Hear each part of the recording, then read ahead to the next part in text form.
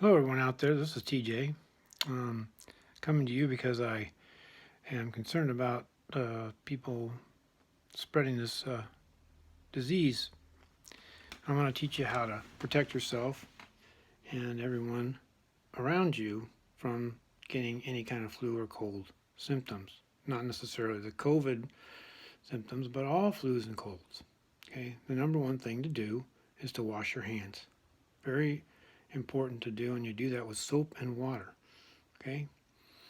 Anyway, so I want to say that that's the most effective way to protect yourself against getting colds and flus and other viruses and infections. Um, all the other ways that people talk about are not as effective under any circumstances. What works if you don't have soap and water, what works is friction, rubbing your hands together.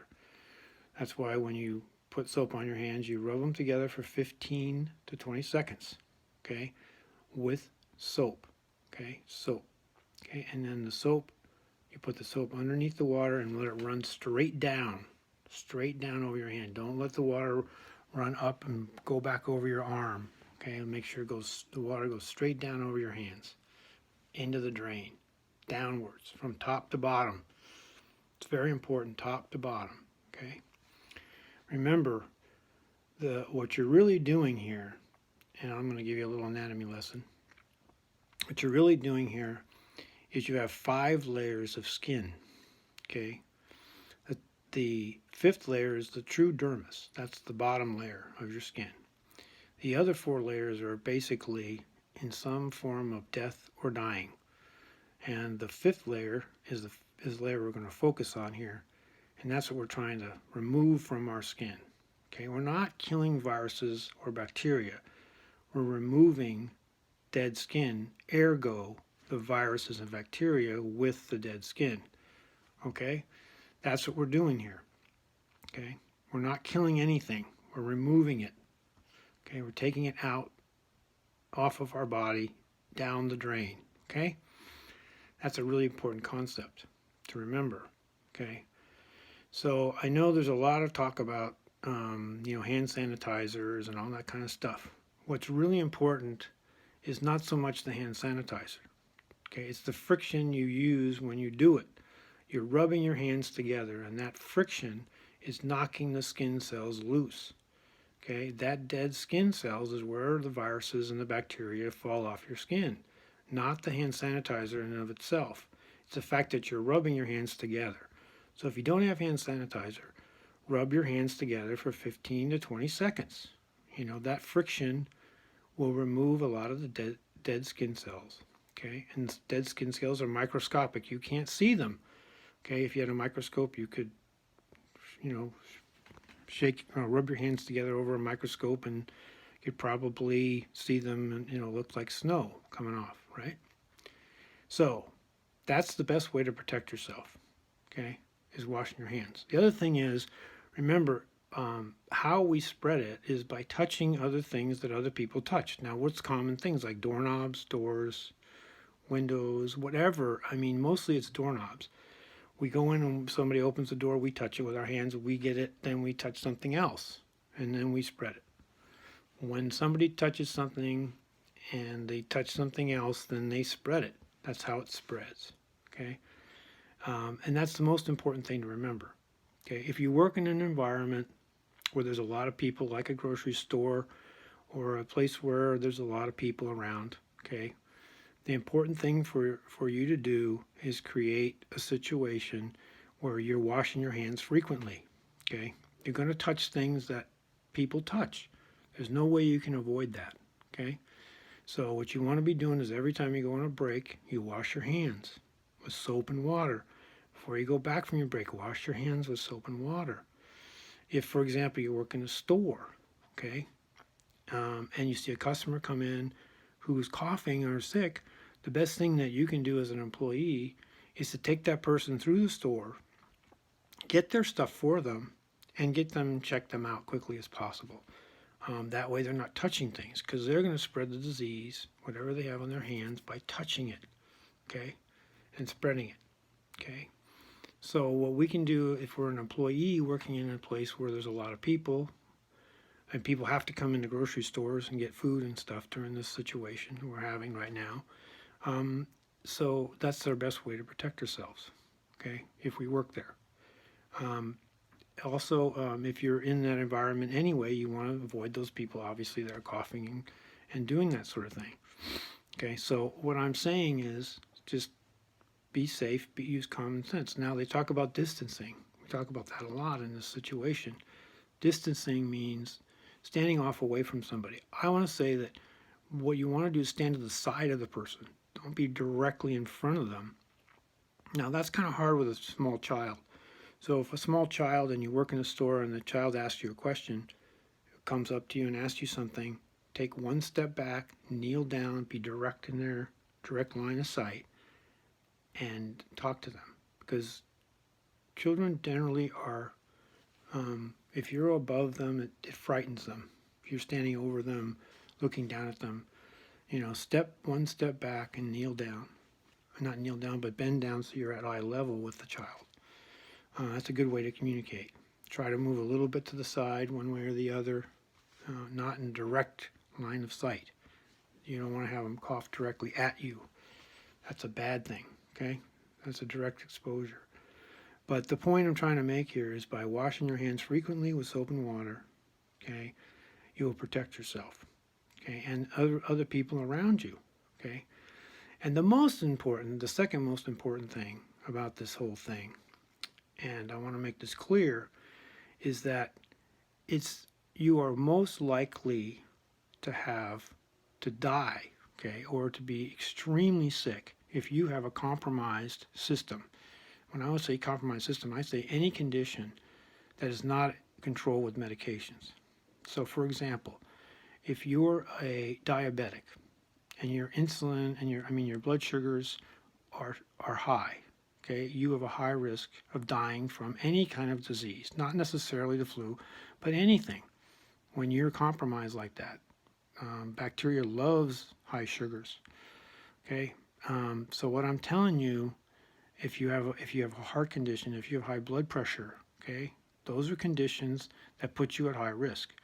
You're particularly at high risk for any sort of respiratory problem, asthma, or if you have COPD.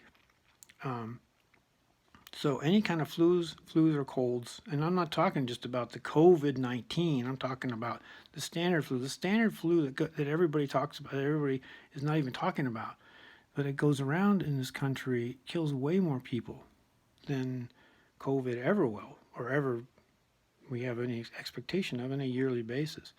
My point here is, get your flu shots. If you're immune compromised, if you're over 65, if you are in any way compromised, make sure you get all your immunizations, your flu shots, and I can't emphasize that enough. I would get flu shot, pneumonia shot, and the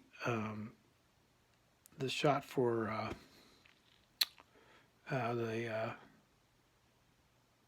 can't remember what it was. Okay, anyway, the shot for geez, I forgot. Anyway, but the point is, get your immunizations, okay? Take your medications as ordered by your doctor. Check your blood pressure. Check your blood sugar if you're diabetic. Make sure everything is in good condition, especially if you're working. And try not to be stressed. It's really hard. Stress messes up your immune system. Okay, the other thing I'm going to say, and this is important to me, is I take 4,000 units of vitamin C. Now, I'm not saying you should do that. I'm just saying that's my thing. I do that in addition to a regular multivitamin and stuff like that before I go to work. Okay, so I do that as a precautionary thing to help my immune system. The other thing you want to do is remember your house. Your house is your haven, is your virus-free place. I mean, if you live in your house, that's where you're not going to get sick unless you bring sick people into it. Okay, so that's the place you need to remember to keep safe. The most important thing to remember to keep safe is your home. I would not bring sick people into my home during this particular time, and I hate to say this, but any sick person you want to take care of, grandkids, that kind of thing, if they're sick, it's a problem. be careful about doing that kind of thing. Remember that that's how you spread the disease and how you can compromise yourself and other people. The other thing you want to do is if you're working, you want to have separate clothes that you work in, and you don't want to be walking around your house with the same clothes that you went to work in. So my advice to you would be to change your clothes. When you come home, take your clothes off, wash your face and your hands thoroughly, and then change your clothes or take a shower. That would be your second option, take a shower. But it's very important to do that in order to protect yourself and the people in your home. Okay? So those are the things that are really important that I would advise people.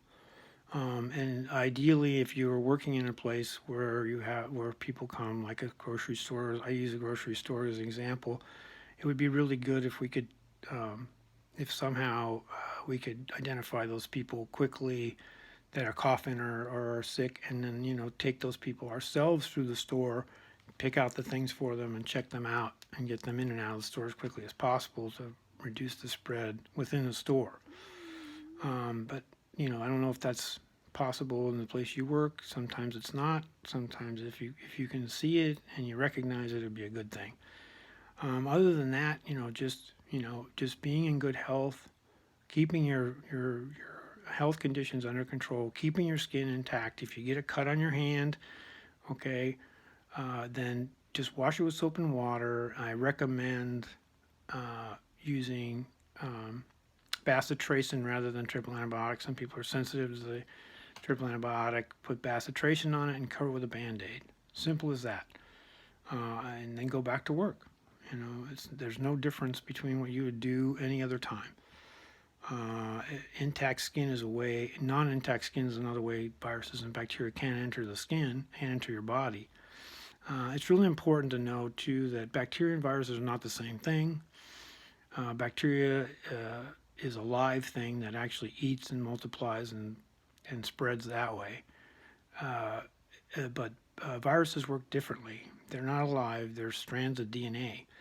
And you notice how the viruses have those little bumps on them, or spheres that have these things on them. Okay, those little bumps on there are the keys, what I call the key, right? So what happens is in order for a virus to spread, it has to attach to a cell, okay, and then it has to be able to get itself into the cell. Okay, that little bump that you see that's on a virus, that's the key that opens the lock, which is the cell wall. Allows it to be permeable, allows it to enter the cell wall. Okay, and so there's a lot of viruses that can't enter our body and can't enter our cells. They float around in our body, but they can't get into our cells. But these ones we're talking about are the ones that can actually attach to the cell wall and enter it. Okay, when it enters the cell, okay, it then multiplies itself by using the cell inside of it, right? And then it bursts open, and then millions more go out, and millions more, and like that. That's how it spread. It enters the cell, replicates itself, and then spreads. The cell destroys the cell, and then it gets out into the body and goes to more cells. That's how viruses work. Okay, and I'm not going to go into the technicalities of it. It's not important. If you want to know more about that sort of thing, you can always look it up. But that's the simple explanation. And remember, we're all in this together. Protect everyone. Use your friends, use your networks. This is really important stuff. So it's an important time. So I know we'll all get through this, and we'll all be talking about this. It'll be the COVID-19. It'll be we'll be talking about it like we were. There'll be a memory, and hopefully it'll be a good one. And it won't be a sad one for your relatives and friends. Anyway, that's all I have to say.